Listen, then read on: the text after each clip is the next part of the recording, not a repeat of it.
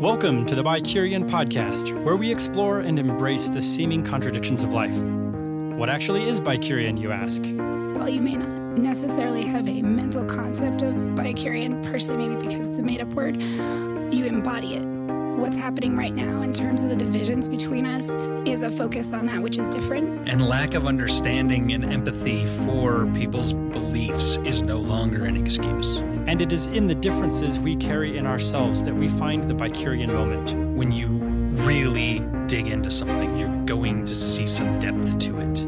It's not just a race thing. It's not just a conservation thing. It's letting go of the or to make room for the and. We embrace all of you. Welcome to the BiCurean. Welcome to the BiCurean. I am Eric. And I'm Aisla, and I'm very excited to introduce our guest today, Miss Julia Johansson. And we invited her to talk with us and our listeners about her experience with Brazilian Jiu-Jitsu, especially as a non-traditional participant in that sport. So welcome to our podcast, Julia. Thank you for having me. So a quick disclaimer, Julia is one of our best friends. Well, yeah, there's that too. This conversation is going to sound much more familiar than a lot of the guests we normally have because we talk smack to each other quite a bit in real life. So if we accidentally slip, please know we haven't suddenly gotten very rude. Right. Anything I say to Julia is definitely something she deserves. Are we allowed to beep you out? Yeah, like I can beep the whole anything. thing. Yeah, just beat me out. So Julia started to do Brazilian Jiu-Jitsu when she was living in Korea, and a long time ago. And you're at a purple belt. I'm a purple belt, which is, if you're not familiar, super impressive. Honestly, with the whole belt thing. Like, you know, I'm a white belt in several Asian words. You show up and you get the white belt, right? I'm a white belt in several Asian words. Like if Julia, you get a hand, gi, it comes with a white belt. There you go. Yeah, so, I got that. Okay. She did a whole bunch of stuff on a regular basis. And but as part of that, she had to deal with being non-traditional. Some of that was being female. And I just thought it'd be interesting to have her on the show to kind of talk about what that experience was. So I think one thing to start with, because you've got a super cool story of just the places you've lived and why and what you've done. So maybe some background on how you ended up, where you ended up and why. I got my degree in teaching English to speakers of other languages. I went to Ukraine for 2 years with Peace Corps and then got a job in Korea. While I was in Korea, I had started losing some weight and was at a point where I needed to add some exercise and decided to do Brazilian Jiu-Jitsu. And so I was significantly older than everyone in the class. I was significantly heavier. I was a woman. I was a foreigner, and I didn't speak Korean. So you went for the easiest possible exercise you could have chosen. That's what I'm hearing. Yeah, I did. I originally wanted to do judo, and it didn't work out. And the person said, "You should go do Brazilian Jiu-Jitsu." And I said, "That's that UFC thing. Why do I want to do? It says competition. It's going to be all testosterone. I don't want to do that, but I'll go check it out." And from what I know of you, you love competition. So I'm guessing that actually worked out for you. Well, it did, but I was never physically competitive because I just want to mentally dominate people. Oh, well, there you go. It's good that you know that. So one of the things we started talking about before the show started was, you know, you don't necessarily have numbers in terms of the numbers of women that participate in Brazilian Jiu-Jitsu, but it'd be fair to say that, like, when you go to competitions, it's maybe 10-1, men to women. At least 10 men for every woman. At least. They will have men spread out throughout the day, and they will bracket all the women together on the same mat. So it's very clear that men completely dominate the sport. And in what ways does that affect you participating? Like, does it matter? It does, because they do everything by weight class, and often if there are enough people, they'll also divide it by age. So it is very possible that someone will sign up for a competition and literally not know if they're going to have any matches. I've been to one where I had to pay money ahead of time and they wouldn't refund it if I had no matches. So I would prepare and hope that I would have a competitor. and maybe. Did you have one at that last one? At the last one, yes. And there are certain tournaments that are run by, that'll have women helping. And they understand that. And so they will try to make as many matches as they can. So instead of a one and done, they might say, we're doing a round robin where you get to fight all the women here and they all fight you. And so it's a double elimination. So it'll do things like that to try to get more women to compete. Do women ever fight men competitively? Is the weight class thing also gender differentiated pretty much always? It is gender differentiated. My first match, I had nobody in my weight class, and my coach said, "Do you want to go against a dude?" And I said, "Okay." And I went against somebody who was much fitter, much younger, and You beat the heck out of him, I didn't did you? not. I was injured, and I forgot how to tap. I instead screamed, and that's not the same thing. I'm not bitter at all. It's fine. I'm fine. It sounds like you have some residual feelings about that experience. I couldn't watch that video for like 6 months, and when I did, I cried. Oh. It's fine. All right. So competition. What about in the gym? Like when you go to practice, do you ever practice with males? Is it still, would you say 10% or is it a little bit more in the gym? So I've been to gyms where I was the only woman, and I've always been shocked when it's like a 50-50 split. It's happened a couple of times.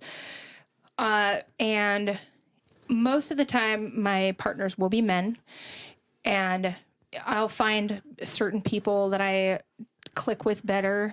And the gyms that I haven't as much enjoyed, it felt like I was only partnered with somebody because they were a woman, even though I was like 50, 100 pounds more than them, or they were like a whole foot taller than me. And being a similar size does make a difference in the sport. So my question then would be, were you matched based on skill level then perhaps?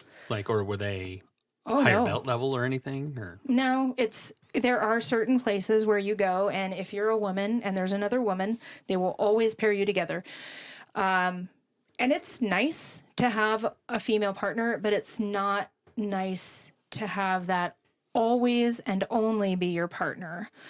Yeah, I think this is just indicative of the sports world in general. They really don't know what to do with coed. Yeah. In general, I mean, cycling, football, basketball, soccer, like every one of those sports that I can think of. I cannot think of a co-ed sport offhand that anybody would go and watch. Yeah. Well, and the interesting thing about, so I tried Brazilian Jiu-Jitsu for 2 months. I don't even know. Julia raved about it, and I thought, well, this is great. I'm gonna see how this goes for me. And I ended up, I have some hip issues, so it wasn't a great fit. But also, it's a very intimate sport because it's, I think you've called it competitive hugging. Competitive cuddling. Yes. Like you are very intimately touching the other person because you're just like, it's unlike a lot of martial arts where it's like a lot of distance-based fighting. You are right in their space and you're like on top of them. Sometimes you're lying on top of them, trying to like hug them in a way that keeps them from moving. And so I think there's also a little bit of, I could see, like, if I was the only woman in a gym being really uncomfortable, especially at the lower levels, because there's just a lot of in-your-space stuff going on. Yeah. My experience with it, actually, and I'll date myself a little bit here, I was in Wing Chun Kung Fu in the 90s, and suddenly there was this new thing called UFC. Can you explain for those of us who aren't cool like you guys what that means? There might be one listener who's like me and not cool. It's the Ultimate Fighting Championship. Thanks, guys. So essentially, that was the birth of mixed martial arts, which was essentially you went to a ring, and instead of it being held to rules like boxing, you could use kicks and knees and anything. And it was sold as a place where people of any discipline of martial arts could go and compete. So interestingly enough, and this was my experience in the 90s, I was in Wing Chun Kung Fu, and we were pretty serious, and I was pretty advanced.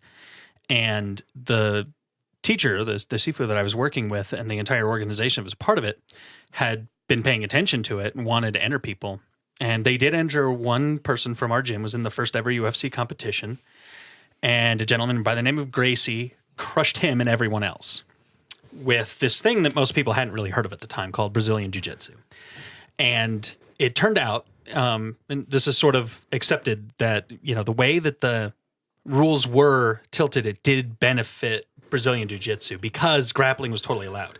So essentially, you might have a few punches and kicks, and then it was going to go to a wrestling match. And Brazilian Jiu-Jitsu is just awesome at that. It is competitive cuddling, essentially. All of these other forms that did not have any emphasis on grappling and going to ground and things like that were just without any answer to it. If you're in Taekwondo, they never grab each other. Like, if you grab somebody in a competition, you're separated and you go back to kicking and punching. And you're scoring points based on like body hit or, blocks and things like that. So this was just a totally different world.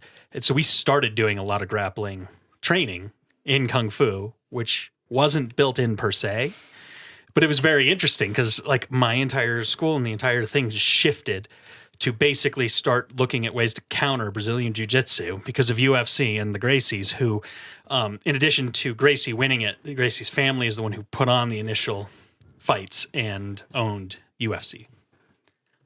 So there's your background. Well, thank you. Did you know that, Julia? I did. I actually watched the first UFC, which is why I knew that Brazilian Jiu-Jitsu was that UFC thing. So did you know the Gracies owned the UFC? I did not, but I did know the name Hoist Gracie, but at the time I called him Royce Gracie. Yeah, Hoist Gracie won that first competition and several after that. But yeah, his family put it on, and Brazilian Jiu-Jitsu, which was his style, crushed everyone. Well, and I think that it's interesting, right, in that for me personally, my experience with martial arts is very much on the outside, right? I've tried a few things in a very casual way, right? And I think that a lot of us, we wouldn't think of Brazilian Jiu-Jitsu actually, the things that happen in that, the grappling, isn't what a typical person who's very casual would think of as a martial art. Like I would think of it as wrestling or something like that. So, well, and realistically, like these are fighting styles, they're martial arts. You always hear a lot of the angles that people put on it from this idea of like, oh, well, if you're walking down the street and somebody threatens you, you take them out. Like, sure, absolutely. What people don't really think about, if you're thinking from a martial arts point of view, is what's going to happen is you're probably going to throw a punch or two, and then you just be wrestling anyway. Like realistically, an untrained fighter is when he realizes you're going to punch him at 3 feet away, they're going to just try to tackle you. So Brazilian Jiu-Jitsu, I will say, from a martial arts point of view, and then the actual mentality of what an actual fight to defend yourself would involve, you're probably going to ground anyway, and being trained in that way is not a bad angle to have. Why are you laughing? Because I remember when I started, I had no concept of jiu-jitsu, and I was literally just trying to understand what I'm supposed to do in this exact moment. And they said, okay, now go. And I'm like, I don't know what you want. I don't know what my goal is. And I had somebody tell me this long explanation of how, well, the point of jiu-jitsu is to get the person on the ground. I'm like, no, I literally, like, you tell me to go. What am I supposed to do? And then somebody finally was like, oh, okay. You need to pass their legs, and then you need to try to get on top of them and then move up. I'm like, okay. I literally just needed a physical, how do I do this? Not the concept of Mm-hmm. So that was I literally had nothing except, oh, this is that UFC thing. Mm-hmm. and yeah, but and that's part of it. Like the thing that martial arts I've always thought is good for is the discipline and learning and body mastery and just in controlling yourself. But like realistically, yeah, the number of people I've met that are very skilled in Taekwondo that would actually lose in a bar fight with, somebody half their size, just because you're not actually taught what to do when somebody isn't fighting from a prescribed 3 set feet of away. maneuvers. And that's where I think that one of the things about jiu-jitsu that came to me later is that you think about what is the most vulnerable position a woman can be in, and that's some guy that she doesn't want between her legs. And that jiu-jitsu takes that, and that's one of our basic positions. You have your legs wrapped around somebody, and you are considered to have the dominant position, and it's up to them to try to get out of your legs. And to me, kind of flipping that narrative and making that into a position of power and making you realize there's a lot you can do. So I will tell you, am I going to punch somebody? No.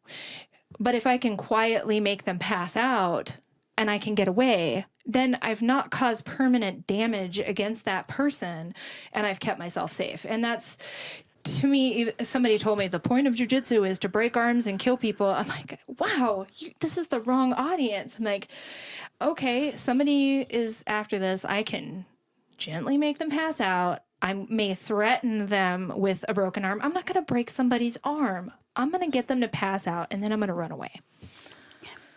So do you feel like that the self-defense piece, do you feel like it gave you a sense of like confidence or comfort or mental safety? I think that that you'll have jiu-jitsu classes that are very much geared toward women and self-defense. And for some reason, I've always had a struggle with that, because I would ask, like, why am I going to be in this position? Why is somebody going to be doing this? And so for me, that was never a piece of that. And for some reason, it felt almost offensive to me. Like, no, I just want to learn this skill. I'm not using that. I don't want this for self-defense. But I think that the piece that it lacks when you do a one-off class is you lack the muscle memory. So you may remember that you did something or you learned something. But right, grab their arm and drop, right? But you don't remember unless you've done it a few times. And so that's where you have to have that muscle memory. So, because even now, if I stop going to class for a year and I go back and they say, do a takedown, I'm going to have a thing that I go to because that's the thing that I've practiced the most. So even though I've learned a lot of things, I fall back on that one thing that I've practiced over and over and over. And so I think I've lost your question. Well, just one of the things I feel like is true for me is that, like, I don't worry about you. I mean, I've never worried about you much because you're a very, like, self-capable person. But there are times when, you worry about someone in a situation, and I just know that you've had the opportunity to practice a lot of discipline around how to take care of yourself. And so I never think like, oh, I should be concerned that Julia's, alone at the bar or something like that. There was an interesting commercial that was put out by a jiu-jitsu gym, and it got such mixed results. Like, you had people who were like, this is amazing, and other people were like, this is horribly offensive. And it was a man and a woman at a bar. You can't hear what they're doing. It is very clear that he is pushing her boundaries and she is saying no, and she's pushing him away, and he keeps coming on, and there's a lot of very physical intimidation going on. And she reaches up and she puts her hand under his collar. It's a very intimate move. Mm-hmm. And then she reaches over and she just chokes him. He passes out. He puts him gently on the table and she walks away. And so many people were horribly offended by that. But the others were like, no, you know what? That is what you need to know. Like, that's, and then you get the, why isn't she yelling for help? But anyway, that's aside. Mm-hmm. But it was very interesting because it does that thing where you're in a bar, you do have these skills to be able to do this thing. Well, ironically, if I think about, I'm a guy and I might go out and somebody might want to start a fight, there's likely to be a thrown punch or something, and I could block that. And like I said, the reality is in real life, it's not like the movies where it's a long drawn out fight sequence of kicking and punching, and you kick somebody and they fall down, and then they get up and they kick you back and you fall down and then you get up. It's not how it goes, right? But for women, like, I think, one of the biggest things that can happen is just getting restrained by somebody. And Brazilian Jiu-Jitsu is wonderful at basically breaking out of somebody's grasp, breaking out of somebody who's trying to overpower you physically by like come up behind you and grab you and stuff. So in that regard, I do think Brazilian Jiu-Jitsu, as far as a skill set, has some of the most real world functional ways of dealing with what women might deal with. Yeah, and I think that there are certain triggers, to not overuse that word, but I've seen it a lot of times where you'll have somebody who's new to the sport, and someone will be on top of them and they'll panic. And it's this really visceral, I need to get off of me right this second. And which in real life is like the worst thing you could do. yes. And so there's that, but then there's also the reaction to getting choked. I was paired up with a new woman very slowly, not being aggressive, but I choked her and she got so very angry with me. And that's one of the things where you don't know what people's background is. You don't know, has this woman been, choked in real life and not been able to get away? And that really is a trigger for her. And that's where I'll tell people, I don't know your experience. You have to tap to make it stop. Like, I can't know. You have to protect yourself. I'll do what I can, but ultimately it's up to you. And I'll tell new people, if you are having a panic attack or you are overwhelmingly angry, tap me and stop. Boom, done. You want Not me to just get if off you're you? physically overwhelmed. No, because you don't know what's going on with somebody. I might have an arm pain that you can't see, and you move my arm what would be a normal distance, but for me it causes a lot of pain. I'm going to tap. Tap just is like touching, or you say tap, or you kick the ground. It means stop. And everything is supposed to stop immediately, reset, and that is what I'll tell people. The most important thing you can learn, tap means stop. Yeah.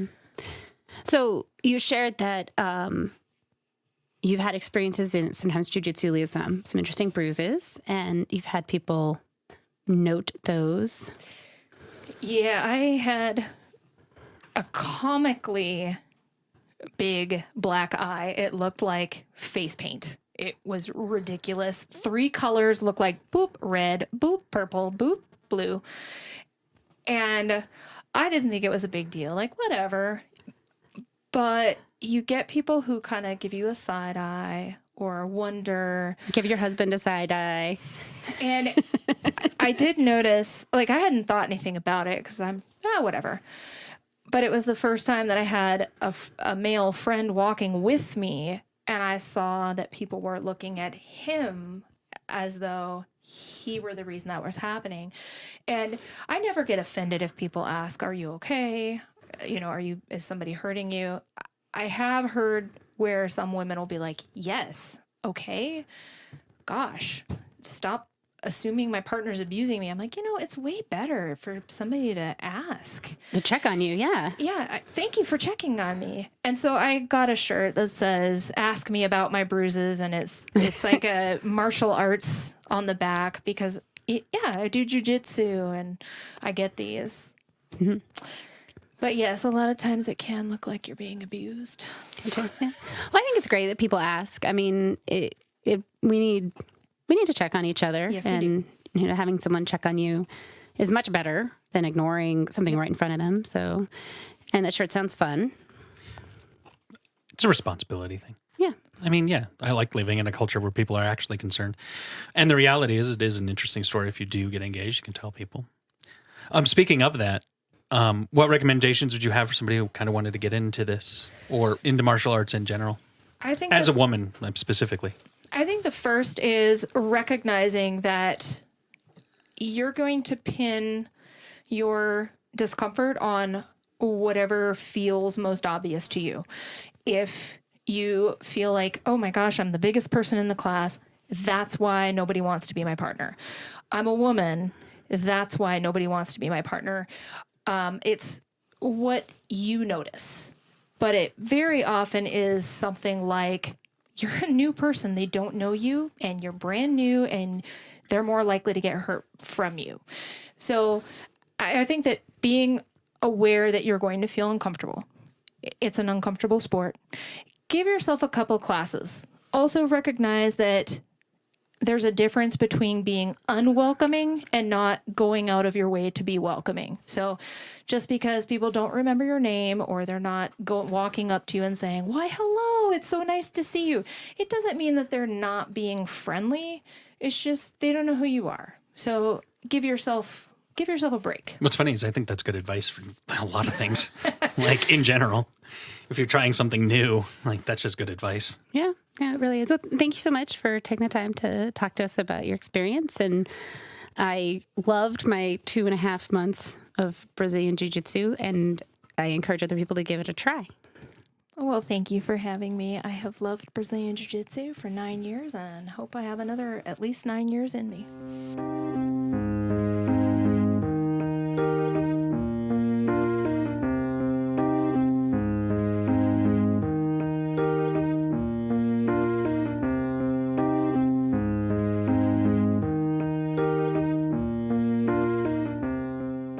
Welcome to the BiCurean moment. So, I'm happy to go first. The news in the last couple of months around California has been rather distressing. It seems like there's large portions of the population out there that are either stuck in the dark without electricity or their houses are being threatened by fire. And we could make this into a discussion about global warming and the potentials that is causing for more fire and stuff. The reality is that a lot of unburied electrical lines that are causing sparks and things like that. And with the winds and stuff, basically the state's just a tinderbox, but it's really frightening. I would have thought that a lack of water would have been the long-term concerns for California, and it is.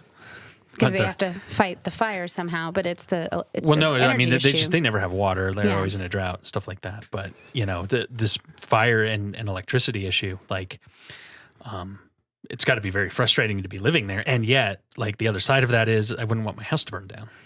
Yeah, no, I think we're going to see more of that. Frankly, I think we're seeing it first in California because they do have so many resource issues, if you will. But I think more and more we're going to see that occurring, whether it's fire and electricity or an abundance of water in places we don't want it.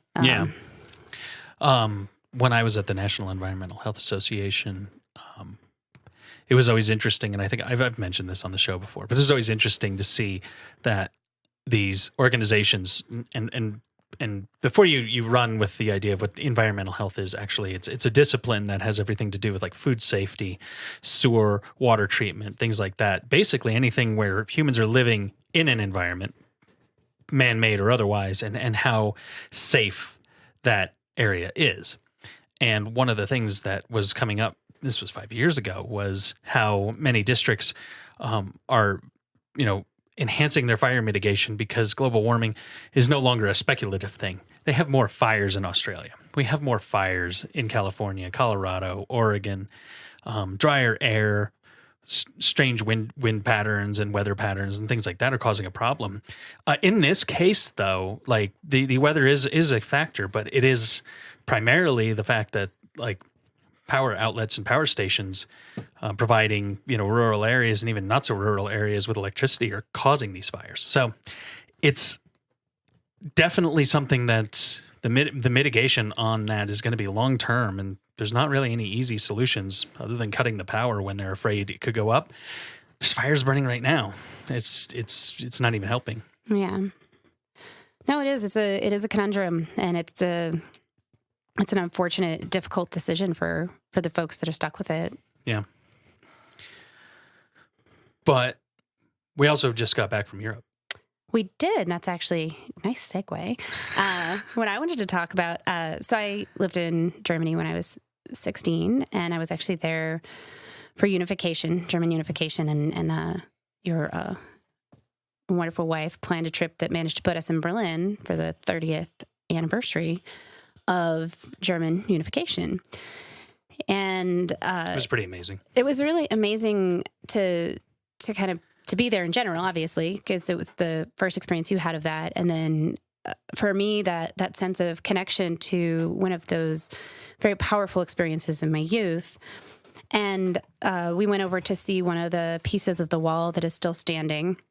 It's a couple blocks from Checkpoint Charlie, which was the American checkpoint. For those that aren't familiar, when Germany was conquered, the country and the city of Berlin were both divided into 4 pieces, and each piece was sort of managed by a different portion of the Allies. So there was the Russian, American, British, and French pieces of the country, and then the Russian, American, British, and French pieces of the city of Berlin, because they considered it to be too important of a city to go to any one of the Allies. Well, then they were all supposed to go in and rebuild and help like reconstruct.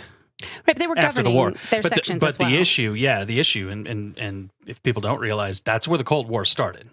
That's where the Iron Curtain descended, literally. That was Churchill said, an Iron Curtain has descended, and he was referring specifically to the eastern countries in Europe that the Soviet army had to march through to fight Germany, and then in Berlin and East Germany at the time. Right, and so I realized that this is something I'm very familiar with, and sharing this story with people, I realize some people don't know what Checkpoint Charlie is, so that's why I'm describing. And they still have the booth, the original booth from Checkpoint Charlie, sitting in the middle of a very busy Berlin street that's quite, It's modern. pretty hip now. Modern, and The it's got a lot KFC on of- the corner is very... You're going to let me tell the story. It's pretty modern, right? And there's a plaque to the general that held the western side of Berlin, the city, in the face of the eastern desire, because they wanted to take it over. They just wanted the whole city. And so we're sitting there, and there's the Checkpoint Charlie, and there's a couple blocks down, there's the wall, and there's a monument to the Polish people and what they went through, which I encourage you to look up. I'm not going to bring it up, in the bombed out Gestapo headquarters. And I'm standing there seeing this vibrant, hip, modern city and this memorial to the past. And I'm like, so many people died here. Like, so many people died for noble reasons and stupid reasons. Like, they built a second wall. There was the wall that they built between East Germany and West Germany, or East Berlin and West Berlin, was built by the East Berliners. But then the West Berliners built a second wall about 10 feet, about a street yards away. Yeah. Because people who came up to the East German wall by accident could be shot. So they wanted space so people wouldn't accidentally get killed because they didn't know. Many people were shot in between the 2 walls. Yes. And then I'm standing there. I'm like, so many people have died. And this is like this vibrant modern space. And I look up and I'm like, and there's this KFC advertisement, and I can buy a chicken sandwich right here in the middle of this memorial to nobility and atrocity. And like you said, the Cold War, like, so much of how we view that part of our history is imminently tied to East Berlin and the wall falling and unification. And it's a very powerful emotional experience to be there, because they are, as Germans, and something you pointed out in the U-Bahn, the subway station for Checkpoint Charlie, I'd love for you to share about the sign that you saw, because it's so German. Yeah, well, they obviously have a sense of humor about it, but there's a street and there was a stop. We were taking the subway around town in Berlin. We had a concert we went to, all kinds of stuff. It was a great trip, and I had a lot of fun. Part of it involved, figuring out how to get around, but we got into the station Under Checkpoint Charlie, and I looked up on the wall. And literally, there's an English sign, which is already like, that's interesting. You see enough English in Germany in general, especially in the big cities. But this one just said, "We have ways of making you talk." And I mean, I can think of numerous movies and the cliches of the German accent. We have ways of making you talk. And it was an advertisement for English school, a school to go and learn English. Mm-hmm. Yeah. In Germany. And I'm like, oh my God, their sense of humor is amazing. You don't think of the Germans as being funny, but that's how they make you laugh in the subway and take English lessons. Yeah. And that's my BiCurean moment in that, is that appreciation for the complexity that they are so willing to embrace. They're willing to embrace the past and the atrocities and take responsibility. And then also find that moment of like humor to relieve it. And also the nobility. Like, there's this whole, the memorial to the Polish people did not necessarily paint the Germans in good light. No. And and they just are acknowledging, like, this is what happened. And I think there's something really beautiful in that we could learn as a country. Yeah, the memorial in German and in English had started. Like it's the length of wall, I would say, is probably easily maybe 2 full blocks long, a quarter mile at least, if not longer. And so the whole backside of it is the bombed out remains, and it's just kind of a flat field right now with a museum on it. But it's the bombed out remains of the Gestapo headquarters. And so you just walk down and you're reading these signposts with the whole story of the Polish people in World War II. But it starts with a quote from Himmler about how when they realized they weren't going to be able to hold Warsaw, they basically were just going to burn it to the ground and kill every Polish person they could on their way out. That's the quote it starts with in German and in English. And that's the legacy. And it was just like, powerful and I'm glad, the reality is if I was German, anything that I've been a part of, I acknowledge the things that we as Americans have done badly. It's important to do that. And I'm glad that they are not afraid to have those kinds of memorials and, make sure people remember what that was, because every year that goes by is a year that we're removed from that. And I think right now we're forgetting that sort of thing. We get a lot of nationalism, the same kinds of things that were happening in the world when World War I and World War II started. It's on us to not repeat that. And these memorials should remind us. Yeah. And it should be harsh. Yeah, agreed. So thanks for listening. If you have any ideas, feedback, thoughts about what we're doing, please find us on social media. We are BiCurean on Facebook, Twitter, and Instagram. Or give us a call at 720-507-7309 or email podcast@bicurean.com. And if you like what we're doing, please tell your friends about us and share episodes you find most interesting. Thank you.